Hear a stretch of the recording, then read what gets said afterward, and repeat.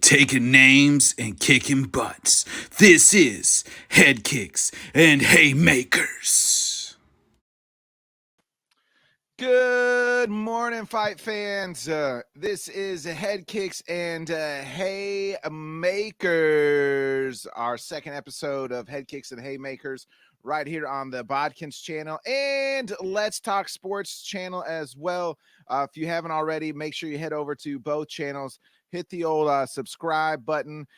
Make sure you're checking out yesterday's UFC 277 preview show. Today, it is our UFC 277 post show. And as always, I am joined by the one and only Mr. Smoking Amigo, Kenneth Miller. Our third trio, the one and Mr. Only Craig with a K, is still celebrating his birthday last night. So who knows what shenanigans he got into. He went dark about 8 o'clock and we haven't heard from him. So if you're out there, Craig, we miss you and we love you. So, just check in. Just SOS. Just check in. Yes. Let us know what basement you're in or what hotel you might be trapped in, Craig.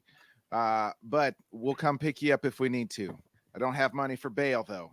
All right, Kenny. Incredible night last night. We're just going to go ahead and hop right into it, man.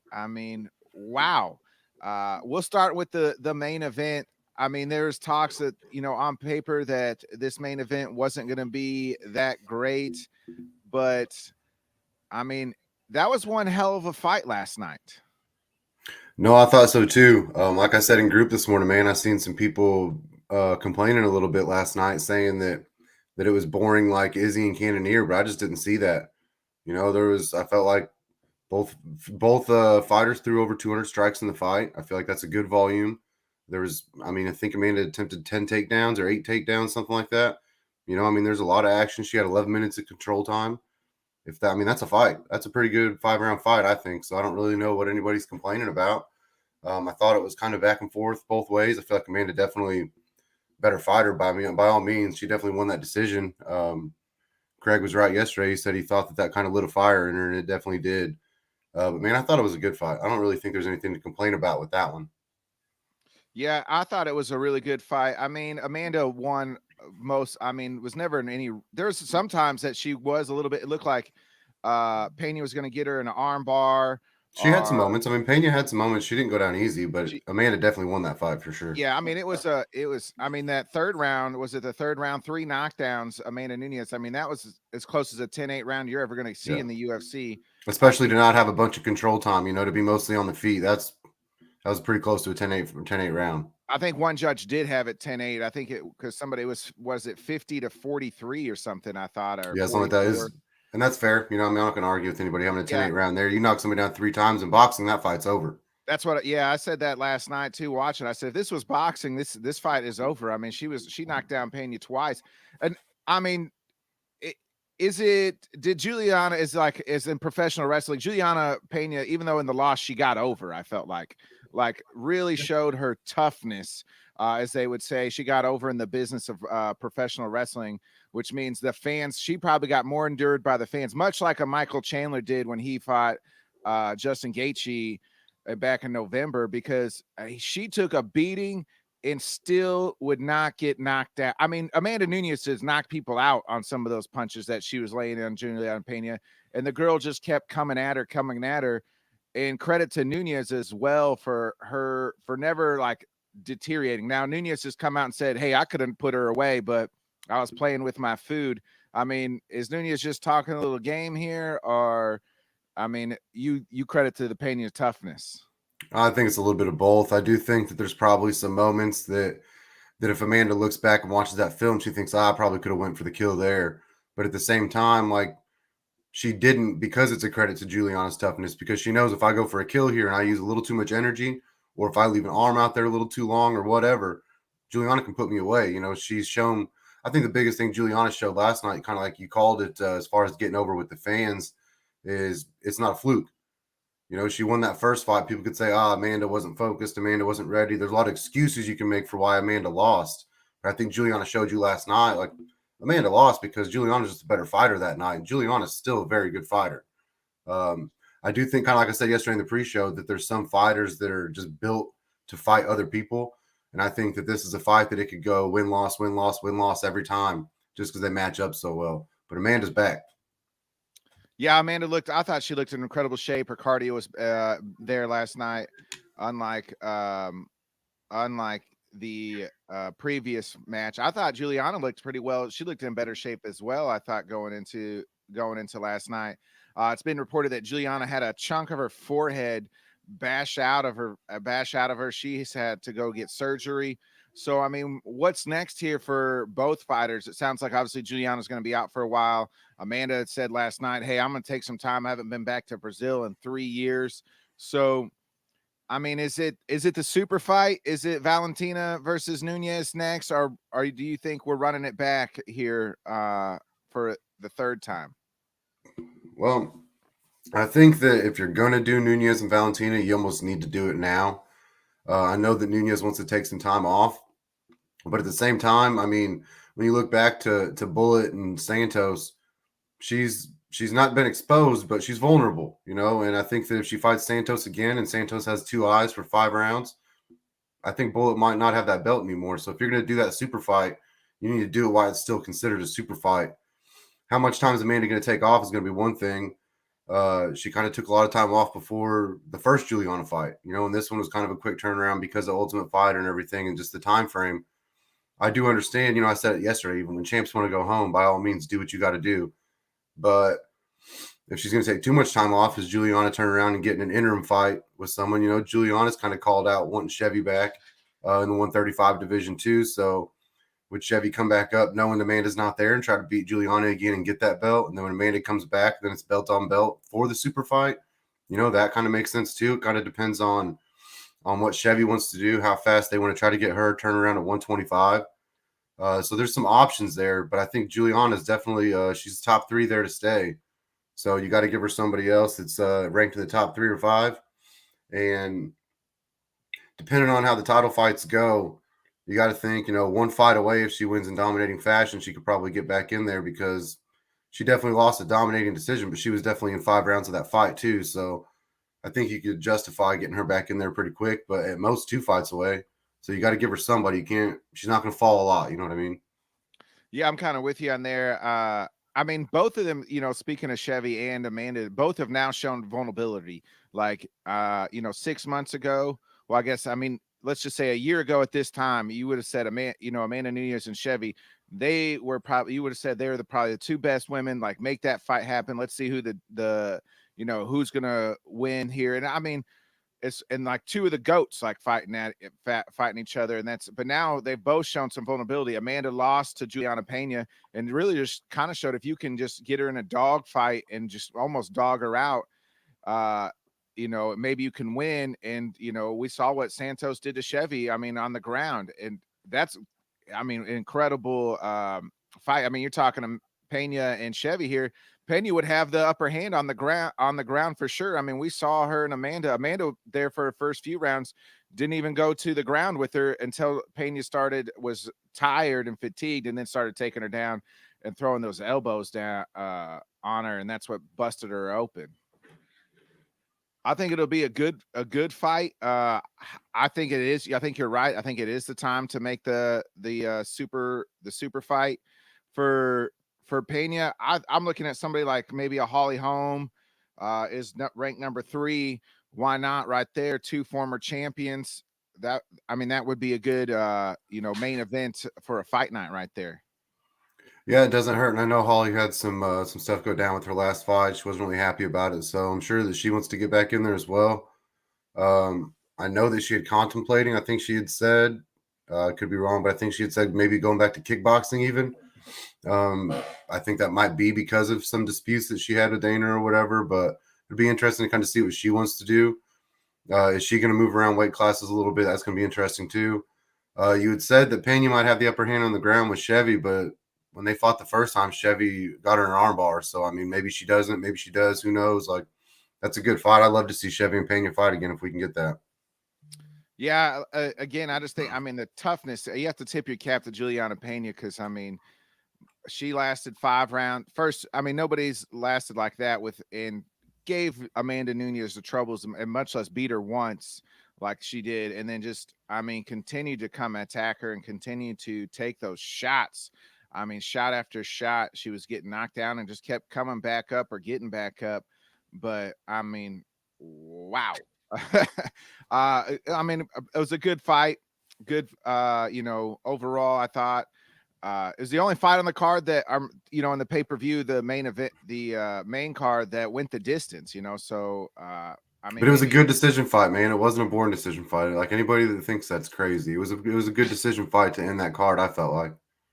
Exactly. Put on Esparza and Rose, and then put on that card and tell me which fight's boring, because we all know that answer. It's the Right. Esparza and Rose. Like, No, 400 punches thrown. There was a lot of blood. There was damage. I mean, if that was a guy's fight, nobody would say shit about it. So yeah, I actually saw a thing that somebody said the best women's fight ever ? And I mean, I wouldn't put it there because I think Weili and Joanna Jacek, the first fight, that was a better overall fight with those two women fighting. But that fight last night was just I thought really, really good, entertaining fight. Like, I mean, I like thought you so said, too. there's different levels when you get a decision win, and that was a decision win by Nunes, but she had trouble. Pena kept fighting. It was entertaining. That's everything you'd want for in a fight. Like, and Yeah, kudos it was to, when you look at it, it was more exciting. No offense to them, but it was more exciting than Volk and Max at the end. yeah. I mean, Max wasn't in. There was 4 rounds of that fight. You knew Max wasn't in. I don't feel like you ever got that with Pena. Yeah, and kudos to Pena's corner for telling her, hey, you got to finish. You got to try to finish. And she knew too. She's a vet. She's not dumb. She knew, hey, I'm down 3-1 going in here. I've got to probably knock her out or something. I mean, she knew. And kudos to her for continuing to try to fight and get those submission attempts. I thought there for a minute, I thought she did have her I think it was the late 4th or 5th, almost had her in the armbar. And just, I mean, Nunes was just able to get out of it. And then just drop those elbows. I mean, so that was a heck of a fight. So let's get to this co-main here. I mean, I had picked Kai France. You and Craig were both on Moreno. I mean, I forget. I loved both these fighters, and I took Kai France just because he was on the hot streak. But Moreno kicked that hot streak right out the way. At first glance, I thought it was like a kick to the Jimmy, but then when you look back on the replay, no, he just kicked right in the liver, and it was a bad kidney liver shot, and down goes Kai France. And the interim title here is Moreno. It looks like him and Figgy's kind of squashed their beef. Figgy kind of came in. Kudos to Moreno, said he wasn't going to talk crap with his daughter, there, squashed their beef, are ready to fight. It looks like in December. For the 4th time, it'll be Moreno and Figgy. That's never happened in the UFC. And I mean, let's just jump in. Like, let's talk about the fight first, and then this Moreno Figgy fight because to me, I've seen 3 fights. I only can tell you who won 1 fight, and that was the only fight that was a finish. So go ahead. What do you think? What'd you think about this fight here? Boy, Moreno looked good. Kai France looked good too, though. The first 2 rounds, it was really even. Moreno was getting pieced up. There was a lot of damage. He was bleeding. Kai looked exactly kind of what we said in the pre-show he was going to look like. He looked like one of them city kickboxing guys that's going to go out there and keep the volume up and make you fight a fight. The thing was, just like Craig said, Moreno was going to turn it into a war, and he did. He turned it into a dogfight. He got right in his face. He stayed in the pocket. He never let him breathe. And eventually, which he threw that liver kick, I don't know, 5, 6, 7, 8 times it seemed like. Eventually that thing landed. And I'm just like you. As soon as it happened, I was like, oh, he just heel kicked him straight in the nuts. And I felt pretty bad for Kai France. Then you turn around and see that replay, and nah, man, it was just a beautiful liver shot that shut his whole body down. And it was good fight by Moreno. Showed the dog in him. He's definitely not scared to stay in your face. He never ever looked like he was intimidated by Kai in the stand-up game, which I kind of thought maybe he would be because Kai's very good on his feet. He just never really looked like he was worried. He didn't look quite as comfortable as somebody we're going to talk about in a couple fights, but he looked very comfortable in there the whole time, whether his eye was bleeding or not. Yeah, I thought I thought at the third, I thought I had Moreno winning the rounds 1 and 2. And but Kai looked to at that point in the third was turning it on. I said, "Oh, Kai's going to win this round here." And then right before the round ended, that's when that liver kick ended. And the way Kai reacted, that's what made you think he got hit in the groin, because he leaned down like he got hit in the groin and fell down. I was like, "Oh man, like they didn't stop the groin fight and they just let Moreno hit it." But kudos to the ref here for seeing that it wasn't a groin kick right to the kidney. I mean, that was, like you said, it just shut his whole system down and the fight was over. I mean, Moreno, you're right. Craig called it, is a dog. I mean, absolute dog. And he gets in these dog fights. I've always loved watching him fight. I know I picked Kai France in this fight, but I've always liked Moreno and the way he fights, just because it is that old, Hispanic Mexican style fighting. It just, they're going to go out there and just give you everything they got.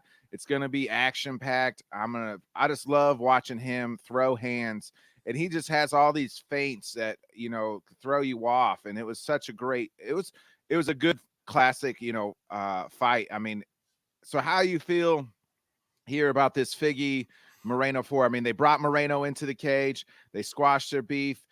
Kudos to Moreno for our Figgy for giving Moreno his spotlight. They hugged it out, and now we're ready to roll for Figgy Moreno 4. Yeah, it's you got to figure once money gets involved, beefs get squashed pretty quick, right? They missed out on one opportunity. They let the interim title fight happen. It seems like everybody's kind of down to let an interim title fight happen now, just to make a belt on belt and try to make some money. And so you got to wonder, how much was there ever really beef? How much were they just trying to kind of play this game into both of their hands? If they did, hey, kudos to them. It worked. We got a great fight with Moreno and Kai France. And now we get to turn around and have the fourth fight with Fig and Moreno. I'm glad. I love Moreno, man, and I almost hope he doesn't win. Just because if he does, then we're going to see a fifth one. If we're going to see the fourth one, better be just like the other two that were wars.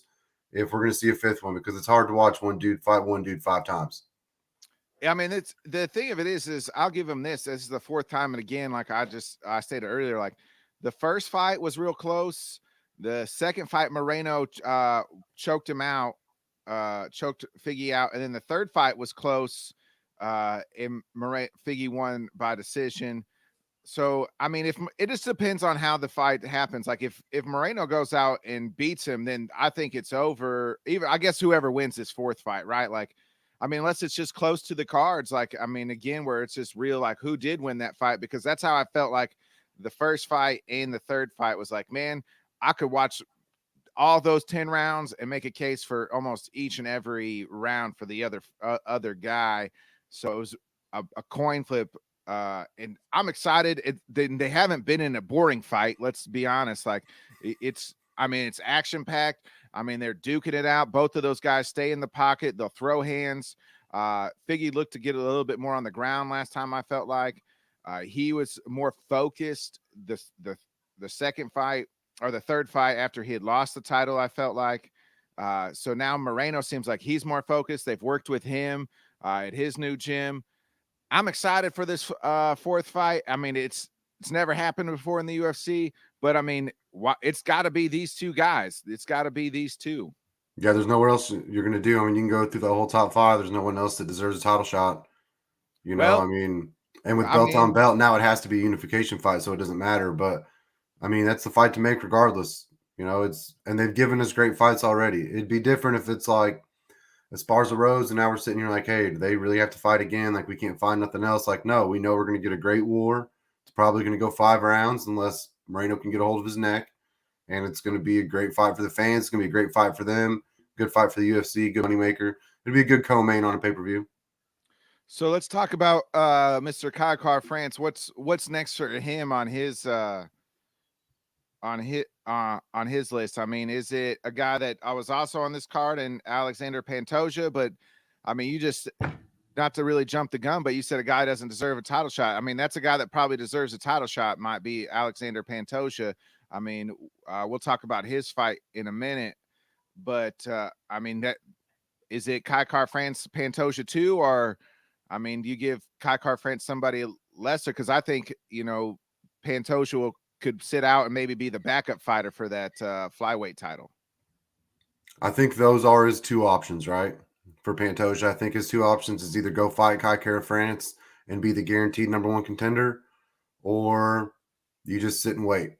He's in the kind of the same boat as Yair is at 145 almost, where the ranking that you just beat, because you got to win by your name, means that you should be fighting for a belt. So technically you could hold out if you wanted to, but you might be sitting for a long time. And if you're okay with that, then you sit for that long time and you just wait for the belt. And Pantoja can sit and wait and let Fig and Moreno figure it out and then go fight the winner. Or he can go fight Kai Kara France again and make a little more money in between. Stay active. Because you got to stay in people's faces, man. You can't, if you sit and wait for a year, people forget who you are. We kind of said yesterday, Pantoja had wins against Kai Kara France and Brandon Moreno. And there's probably casuals that are watching that card saying, who in the hell is Pantoja?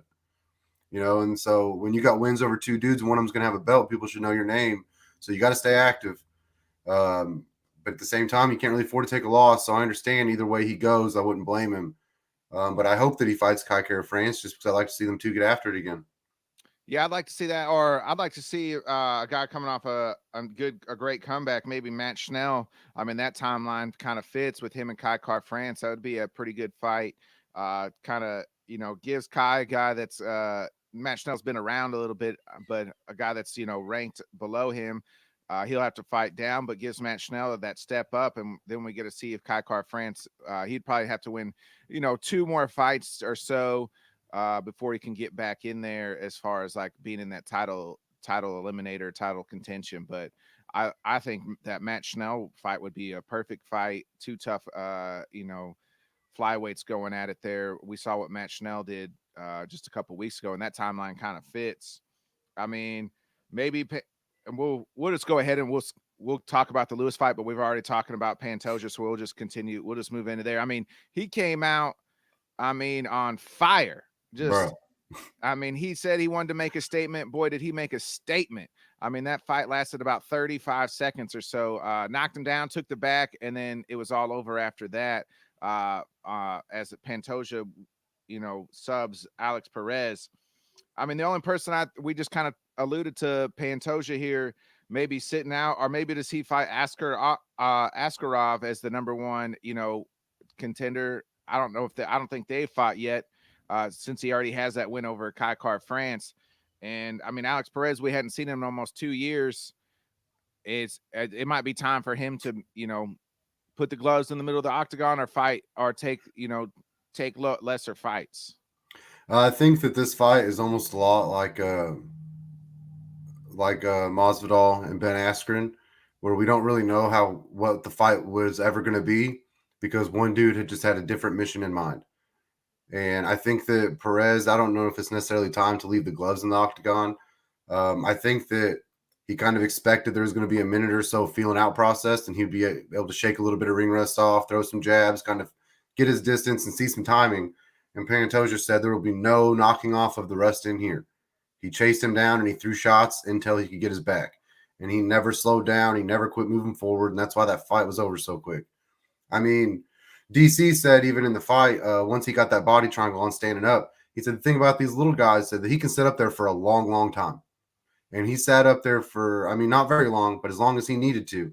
And, they said, his arm wasn't even completely underneath the chin on that rear naked choke, but he was just squeezing. It was just the squeezing of the chin. He was squeezing in so many places that, Perez just had no choice. This is over. This is not what I thought it was going to be, my friends. I am out of here. And that's kind of how that went. Like you said, there was no feeling out process. Pantoja said, I'd have trained. I'm not waiting 3 rounds. I'm going to wait. We're getting out of here in about 30 seconds, whether I'm getting paid regardless, man. He just came out of the gate like a bull, seeing red, and was like, oh, I need to make a statement to show these guys that I'm for real. Everybody talking about Kai Kara France and Figgy and Moreno. Hey, let me enter my name into this title picture. I'm about to show y'all something. No, it was very impressive, man. Very impressive. When I picked him yesterday as my lock of the week, I didn't think it was going to be like that even. I figured he'd win, but I thought, honestly, it'd go to probably the 3rd round. I figured it'd probably go to decision. I didn't even think anybody could have finished. So that was a wild deal, man. But very, very impressive from Pantoja, man. Yeah, and as far as Mr. Perez, Alex Perez, I mean it's probably not time to hang it up, but I think it is time to maybe fight. You got to fight him. He's ranked number 6, so he's probably gonna have to fight down in his next fight. You're looking at maybe like a Tim Elliott, even like the Samajarji, or however you say his name there. You know, somebody like that, somebody that's fighting in, that bottom 10, middle and around that fight, because, and then, maybe he gets on a roll after that if they're fighting some lesser competition. But you don't get better at by doing something by not doing it. And he just hasn't been there. He, almost, it was over a year and a half layoff here, almost 2 years since he was in there. Speaking of that, I love Joe Rogan, but I don't know if it was just me, but I was catching up on Joe Rogan, like just listening to him for some reason. It's like he hasn't been watching the product, like other than when he's there, because he's asking a lot of questions, or maybe he was just teeing up for the guys to fill in the casual fans that might be fighting. But he was like, how come this guy hasn't been fighting? Or how come this hasn't? I mean, were you catching any of that? Or was that Joe just asking questions? Or do you think Joe Rogan's just in Joe Rogan world? I think the Joe Rogan lives in the bubble of Joe Rogan, and that's just how it is. And wherever he's at is wherever he's at. And when he's not commentating UFC, he's hunting or doing his podcast. He's been on a comedy tour. I'm sure he has no idea some of these guys, especially on a card like last night, where there was enough guys that not necessarily you didn't know their name, but they're not monster names in the sport. That I'm not going to call Joe Rogan a casual by no means, but I mean, there probably are some times that he gets busy in his life and his ability to keep up becomes at the casual rate. I'll say that. So I do think some of those questions were genuine. I think some of them he was just trying to tee some guys up and keep the combo going, because when there's 30 minutes in between fights, you got to do something. But some of the questions, the way he was asking them, it was like Ron Burgundy on the teleprompter. Like he was genuine and he wasn't really sure. That's how I felt too. Yeah, I wanted to get that out there because he asked why Alex Perez hadn't been fighting, and I felt like it was a genuine, like, I don't know why he hasn't been fighting question. I was like, oh, Joe is, I mean, I get it. You're right, Kenny's a billionaire or millionaire. So, I mean, he's got 1,000 things going on. And the UFC commentary, I think, is much like us for Headkicks and Haymakers, just on a bigger scale. He's just doing it as a hobby because he loves doing it and gets those front row seats. So count me in for, I'll take Joe Rogan's life for 1,000, Yeah, if they're taking tickets for that, I'll buy that instead of the Powerball ticket. All right, so we did skip over a fight. Derek Lewis, I thought it was an early stoppage. Gets, knocked out by what was his name? I skipped over. Got it. Sergey Pavlovich. Sergey, thanks for the assist there, Sergey Pavlovich. Is the chin gone here for Derek Lewis? He's been knocked out now 3 of his last 4 fights. He looked in good shape, I thought, last night. I thought it was a little early stoppage. Got knocked down. He hopped right back up as soon as the fight was stopped and protested. But a lot of those swings were misses. I felt like he was dipping and dodging there, but he wasn't dipping and dodging nothing. He missed some. Derek Lewis was not moving. I will agree to the extent of, I do think it was a little early of a stoppage, to the extent of, I've seen a lot of fights in and out of the octagon, and I've never seen a dude who was knocked out stand straight up and put his arms in the air and say, bro, what are you doing? So I will say that, but at the same time, there's 260-pound men in there that are throwing sledgehammers at each other. As a referee, I'm not going to let this guy die because he wants to go out on a shield. That's not my job. That's his job. If you want to die that bad, go in the parking lot and fight this dude again. But when a dude, and I said it in group, in a fight, especially heavyweights, if both your knees are on the ground and both your hands are on the ground, you're knocked out. Now, you might still have your eyes open and you might still be awake. But in the eyes of a ref, you have to look at that with both knees and both hands flat on the ground and you're face down and a dude is throwing hands at you. You got to look at that as I have to look out for his safety. Now, it did happen all very, very quickly. So I can understand why Derek Lewis thinks it was early. And like I said, I do agree that it was a touch early. But I also think that all they did was stop him from getting beat on for another 15 seconds before he was out all the way. Because he was still wobbly. He's wobbly after that first hook that Pavlovich gave him. And then he got that uppercut hook combo that dropped into his knees. He was wobbly still. If he was able to stand up right there, he's probably going to catch another one that put him down again. It's just kind of the spot he was in right there. Pavlovich wasn't going to stop swinging because he thought he had a chance for early stoppage. And you know how them heavyweights are. If I can get out of here early, I'm going to do it.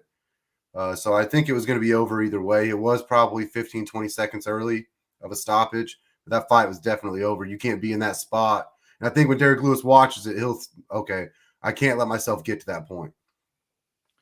So is the chin gone for Lewis? I mean, like I said, he's been knocked out 3 of his last 4. He reminds me of like and his career arc's been very similar of a Roy Nelson, right? Like, I mean, yeah, I think he's been in some bigger fights than Roy. I think he kind of worked his way into a bigger name than Roy. I think Roy's fat guy with the mullet kind of had a persona that he was able to carry where Derek Lewis is like, hey, I'm gonna knock people out and be good on the mic.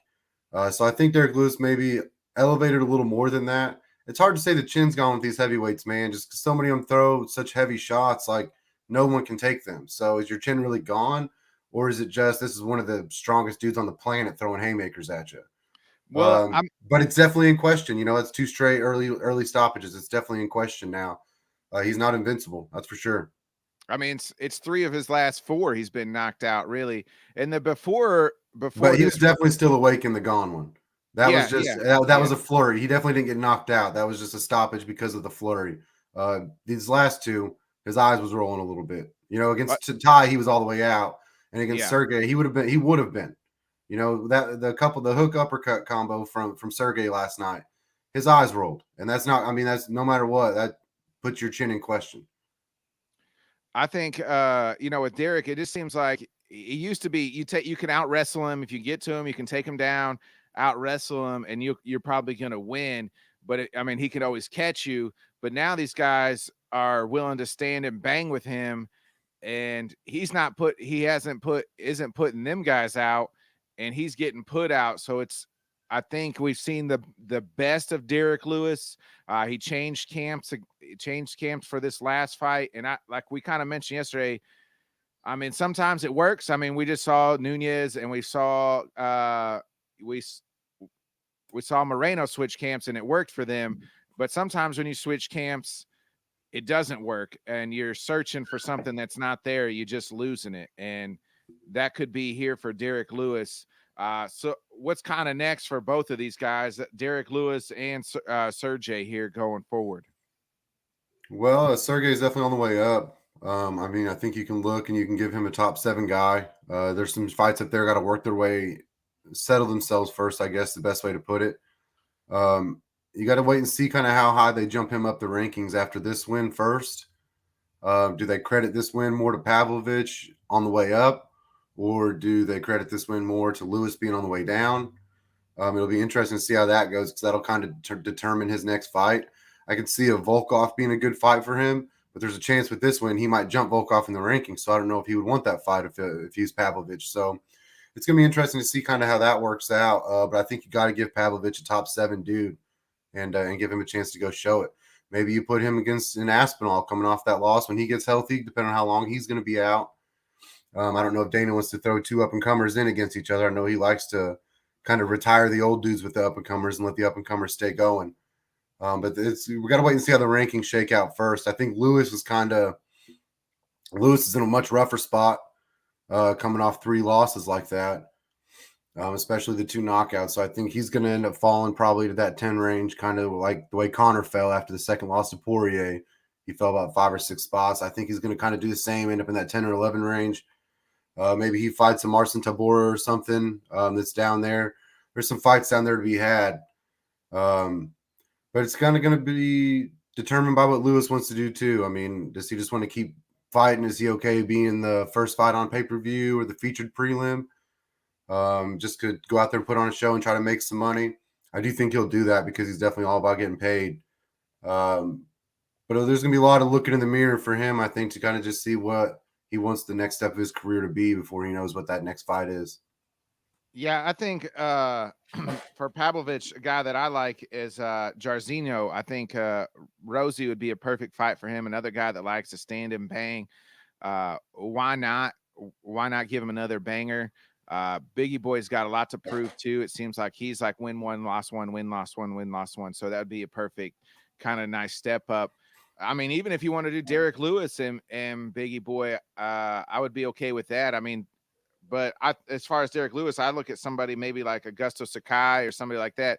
Like, let Derek Lewis get back into the win column here. I mean, I thought they were kind of teeing him up here, but shoot, I mean, it just seems like Derek Lewis's best days. I hate to say it because I love the guy. And he's been great on the mic. He's funny. He doesn't take anything too serious. But he might be one of them older vets that are just now fighting because of who they used to be and for money, which he always said, "Hey, I'll take the money." So, yeah, well, I mean, with these heavyweights, it's a rough spot because, like we kind of said already, everybody's throwing bombs, and as long as you got that chin, you're okay. But we've seen with a lot of guys, I said yesterday, is Derek Lewis going to have Chuck Liddell syndrome now? Where it happens once, then it just happens every time, and it kind of seems like, well, your chin's definitely soft now. You kind of said, is his chin in question? And I think you could say it is. So it's going to be interesting just to kind of see. I mean, you would kind of say, Lewis changing camps and stuff. I don't really know if his downfalls is really a camp situation. You know what I mean? When you really think about it, like there's things that Derek Lewis does. He stands in front of you and he throws bombs till he catches you. You're not going to go to camp and do anything different with that. That is what it is. You're a brawler, and that's who you are, and that's who you're going to be. Exactly. I mean, we got a comment here from Landez that says Lewis should stop fighting in Texas. Maybe that's it. I said it yesterday. His last four, all three of those fights that he's lost have all been in Texas. So Derek Lewis is the only person that wants to fight in the Apex. Yeah, no, hey, I said it yesterday, man. Like, and we brought it up even last week with Patty. Bro, it's hard to lose in front of the home fans. It's hard to lose in front of the home fans, and now he's doing it a lot. Yeah, I think maybe, and they love putting him on the card because he is the big Texas guy. But maybe if I'm Derek Lewis, I mean, I know he said he doesn't care. It is what it is. But shoot, maybe it's just a bad string here in Texas fights. Get him out of Texas. Get him. He's getting too comfortable there. So let's get to the last fight. The opening card. I mean, Ankalaev. Anthony Smith broke his leg in the first round, continues in the second round, was compromised. Ankalaev puts him away. Nice win. Ankalaev now 9-0 in his last 9 fights. Anthony Smith, the veteran, he seems like he'll be out now for a while. Had to be not really stretched off, but kind of helped out due to the broken leg. Looks like Ankalaev, I mean, that was kind of a title eliminator fight here. So Ankalaev is now bursting into the title scene already, an already crowded scene here.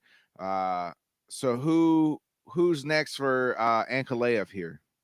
I don't think that it was quite a title eliminator. I don't think that this was a winner gets a title shot type fight, but it was definitely the winner. Their very next fight is the title eliminator fight. So I think when you look at you got to figure out what year he's going to do. I know he's trying to say he wants to run it back with Glover. Jan's trying to say, no, that's not going to happen. This is my fight. I do think that it's Jan's fight. I understand Yuri wanting to fight Glover again because if I could fight a 43-year-old man again, I would too. So I get it, but we got to kind of see how that goes first. If it is going to be Yuri and Glover, then I think you put Ankalaev and Jan. Let them go out there and, hey, winner's fighting for the belt no matter what next time. But if it is going to be Yuri and Jan, then I think you throw Ankalaev and Glover and say, hey, one of you two's fighting for the belt next time. I know Glover's only got a couple left, so he's trying to get that title fight back in there. But you can't necessarily just throw him back in there if you're not going to do it right now.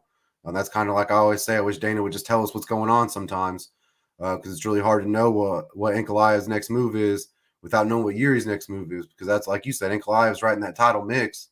So whatever's happening with the belt is going to determine his next move because realistically, if it wasn't for that Yuri and Glover fight and with Jan already being there, Ankalaev earned a title shot. You got to think you go out there and knock out Anthony Smith. Now, injury, but that was injury due to Ankalaev checking leg kicks. That was injury due to Ankalaev fighting a very good fight on his feet. So it's definitely an injury, but it was injury that was caused by Ankalaev, not necessarily just a freak thing that happened.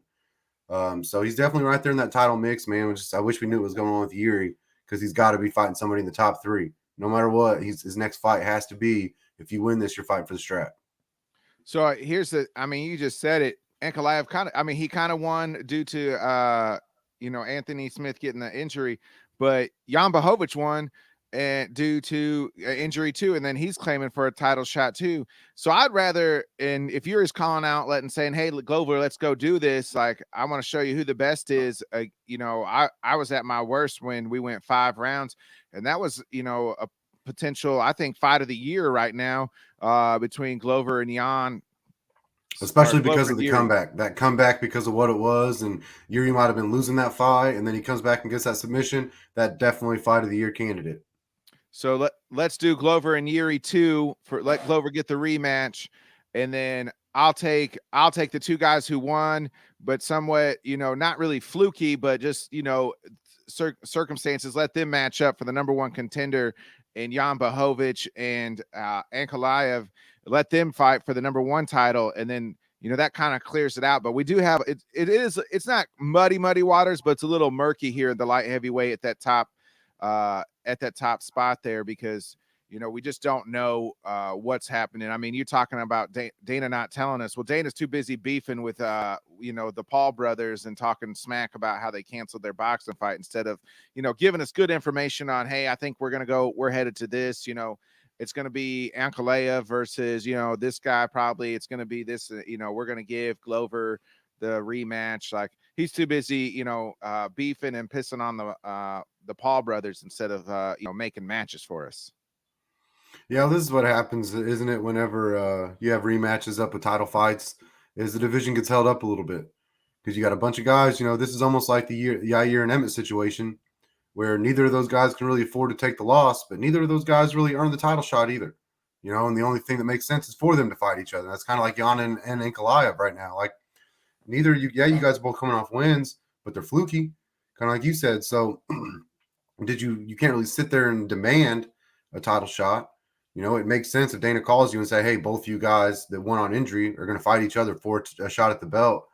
I get why both those guys would be reluctant, because you can't afford to take that loss. But they also have to understand it from the business side, why you can't just walk in and fight for the belt because some dude got hurt. Yeah, I'll say Ankalaev had a little bit more, he has a little bit more leg to stand on, because he caused it. Yeah, he caused it and did finish him. I mean, Anthony Smith went back out in the second round. So what a tough SOB he is to come out after breaking his leg, and then in the first round, and then fighting in the second round. So incredible toughness to show. It was Connor all over again, right? Connor and Poirier, whenever they fought, Connor broke his ankle, broke his leg in the first round, come back out, and in the beginning of the first round, and it didn't break until the very end when he stepped on. It's kind of the same deal. As soon as Anthony Smith hit the ground, he pointed at it and said, hey, my leg's broke. Yeah. I mean, he knew going into the corner that I got to try to take him. That's why he went for that shot so early. And it was a sloppy shot because he didn't have no legs, because he broke his leg. But he knew, I got to try to get this thing to the ground and get it over. And when he didn't get that shot, you kind of knew, like, hey, this is the beginning of the end, because he wasn't moving a lot, because he didn't have any drive. Eventually, Ankalaev just kind of flipped him over and put him out. But man, what a tough guy. I mean, what a tough guy, Anthony Smith. Yeah, I mean, one of us crack our, break a leg, we're headed to the hospital immediately. We're not going out and saying, you know what, I could maybe take this guy down and win this fight here against, the number, whatever, 4 ranked light heavyweight in the world. No, I'm probably just going to go to the hospital. Hey, you guys, my leg is broken. I'm just going to we're good here. We're going to go home. So, I mean, kudos to Anthony Smith there. So, Kitty, I mean, what do you grade this card here? Because I thought, like we talked a little yesterday, on paper, it may not have been the best card, but I mean, I'll be damned if this card didn't deliver. Yeah, we kind of said yesterday after the show, man, as much as we kind of shit on this card on paper, it's sneaky got some potential, and I'll be damned if it did not live up to every bit of it. Outside of, we got another injury stoppage in the first fight, but we did get a good round out of it. We did get a good finish out of it. I think Curtis Blades said last week, if there ain't no highlight, it's a real fight. Well, there's some highlights in this one for the opener. So yeah, it was an injury stoppage, but it was still a decent opener. You have 4 straight finishes and then a great decision fight. I mean, if you don't grade that a B+ at least, I mean, I'm not sure if you're the same fight fan I am like that. I thought that was a great card. I thought Pantoja, very impressive. And puts himself directly in the title mix. Ankalaev, very impressive, puts himself directly in the title mix. Pavlovich, very impressive, puts himself in that top 7 mix. If you get 3 guys that open a card and put themselves up in that, if you're top 7, that's a title mix too. You're 1 fight away from being in a title eliminator if you're in that top 7. So if you can get 3 guys to get in a title mix before you ever have a title fight, it's a pretty good card, boys. Yeah, I'm with you. I kind of give it actually an A minus, almost an A, just due to my expectations were so low on this card, and it far exceeded my expectations. So I'm gonna go ahead and give it a solid A, because of what the card delivered, and maybe that's possible because the last 2 fight cards that we've seen where we didn't even get a good main event because due to injury. So I thought it delivered and then some.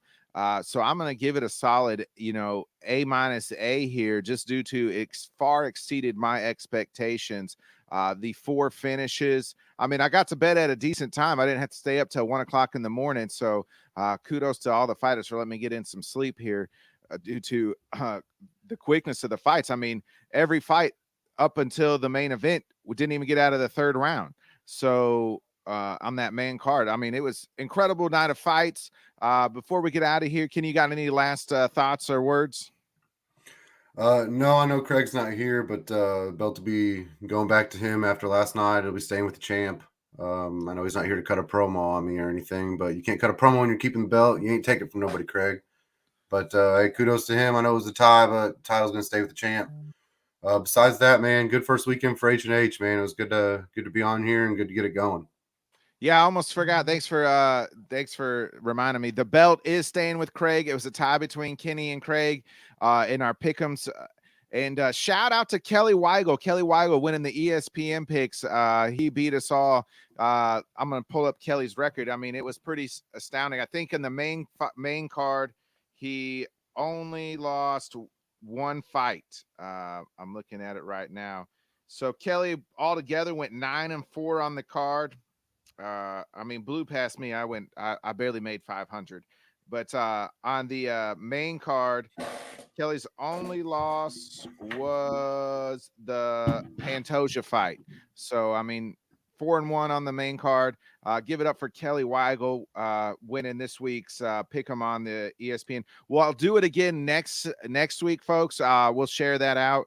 We'll be back here next Sunday at 8 a.m. or 7 a.m. Central Time Zone. Next Sunday is our weekly head kicks and haymakers. Make sure you check out Let's Talk Sports. I was on there yesterday.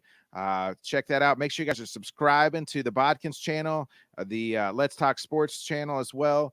I'll be back on the Bodkins show this evening. We'll have a special guest on tonight, coming all the way from Baltimore, Maryland.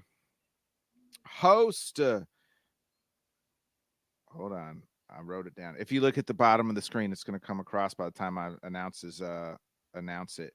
Cordell, I'm probably going to butcher his name here. Woodland, I'm not going to butcher his name, but he is host of a radio show of Shaking It Up Sports out of Baltimore. We're going to be talking all things Baltimore with the Ravens and the Orioles and more. I'm excited to talk to him. We'll be coming at you at that time about 7 p.m. Central Time Zone tonight. So tune into the Bodkin Show this evening. Catch up on all things Baltimore. I'm excited to talk with Cordell about this Lamar Jackson contract situation and get a good read on how Ravens fans are feeling about Lamar. So join us then. We'll catch you here next Sunday at 7 a.m. Central. Kenny will be back with me. Craig will be back. I'll be back. Head Kicks and Haymakers will be back. Again, we'll do the ESPN Pick'em for the fight night. We'll promote that on all our social medias as well. We'll give you a shout out who joins. But shout out to Kelly Weigel taking it home this week, and Craig retaining the belt. The belt will be back on the line for UFC 278. We'll do a pre and post show for that as well. But every week you can catch us right here, Head Kicks and Haymakers. You guys have a good rest of the day. Me and Kenny, we're out of here. See ya. If I can click the in broadcast.